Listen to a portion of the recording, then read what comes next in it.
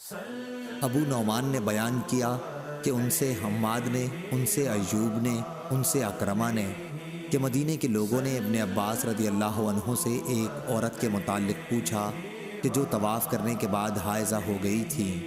آپ نے انہیں بتایا کہ انہیں ٹھہرنے کی ضرورت نہیں بلکہ چلی جائیں، لیکن پوچھنے والوں نے کہا ہم ایسا نہیں کریں گے کہ آپ کی بات پر عمل تو کریں اور زید بن ثابت رضی اللہ عنہ کی بات چھوڑ دیں۔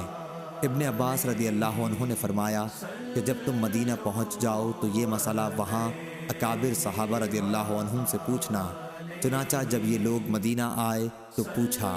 جن اکابر سے پوچھا گیا تھا ان میں سلیم رضی اللہ عنہا بھی تھیں، اور انہوں نے ان کے جواب میں وہی صفیہ رضی اللہ عنہا کی حدیث بیان کی۔ اس حدیث کو خالد اور قتادہ نے بھی اکرمہ سے روایت کیا ہے۔ صحیح بخاری حدیث نمبر 1758 1759۔